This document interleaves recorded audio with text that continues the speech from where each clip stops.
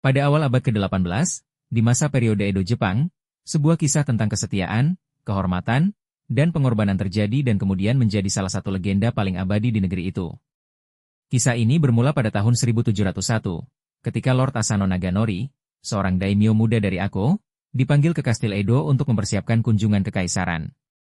Di sana, ia berada di bawah bimbingan Kira Yoshinaka, seorang pejabat istana yang bertugas mengajarkan tata krama kepada para penguasa daerah. Catatan sejarah menunjukkan bahwa ketegangan muncul di antara keduanya, kemungkinan dipicu oleh penghinaan atau perbedaan pendapat, meskipun penyebab pastinya tidak sepenuhnya jelas.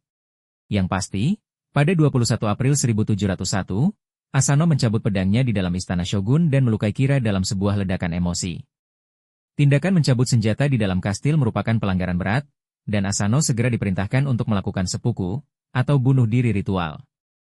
Wilayah kekuasaannya disita, dan para samurainya kehilangan tuan, menjadikan mereka ronin. Di antara para mantan pengikut itu adalah Hoishi Kuranosuke, penasihat utama Asano, yang kemudian muncul sebagai pemimpin dalam rencana balas dendam yang penuh perhitungan. Terikat oleh kode Bushido yang menjunjung tinggi kesetiaan, Hoishi dan para ronin lainnya merasa berkewajiban untuk membalas kematian tuan mereka. Namun, mereka menghadapi tantangan besar. Kira, yang menyadari kemungkinan adanya pembalasan, hidup dengan pengamanan ketat. Serangan langsung dalam waktu singkat hampir pasti akan gagal.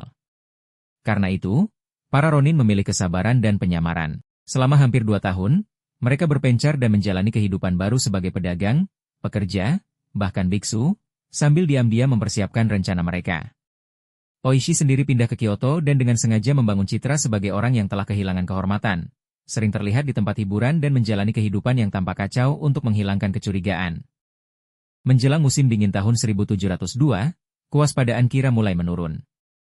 Merasa ancaman telah berlalu, sistem keamanannya menjadi lebih longgar.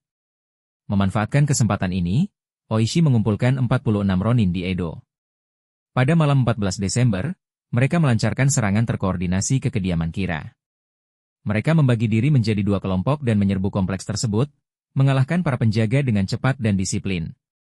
Setelah menyisir area, mereka menemukan Kira bersembunyi di sebuah gudang. Hoishi memberinya kesempatan untuk mati secara terhormat melalui seppuku, menggunakan belati milik Lord Asano. Ketika Kira menolak, Hoishi mengeksekusinya. Para ronin kemudian membawa kepala Kira dan berjalan menuju kuil Sengakuji, tempat Asano dimakamkan. Di sana, mereka meletakkan kepala tersebut di hadapan makam tuan mereka, menuntaskan misi balas dendam. Setelah serangan itu, para ronin menyerahkan diri kepada pihak berwenang. Tindakan mereka memicu perdebatan luas di seluruh Jepang. Di satu sisi, mereka dianggap menjunjung tinggi nilai kesetiaan samurai dengan membalas kematian tuan mereka. Di sisi lain, mereka melanggar hukum dengan mengambil keadilan ke tangan mereka sendiri. Setelah pertimbangan yang matang, pemerintah shogun akhirnya menjatuhkan keputusan. Pada tahun 1703, ke-46 ronin diperintahkan untuk melakukan seppuku, sehingga mereka dapat mati dengan kehormatan, bukan sebagai penjahat. Mereka dimakamkan di samping tuan mereka di Sengakuji, yang hingga kini menjadi tempat penghormatan. Kisah 47 ronin, sebagaimana kemudian dikenal, tetap hidup sebagai cerminan kuat dari nilai-nilai dan dilema dalam era samurai. Meskipun satu ronin tidak ikut dalam penyerbuan dan selamat, warisan kolektif mereka telah diabadikan dalam sastra, teater, dan film selama berabad-abad. Kisah ini terus dikenang bukan hanya sebagai peristiwa sejarah, tetapi juga sebagai refleksi abadi tentang kesetiaan, keadilan, dan harga yang harus dibayar demi kehormatan.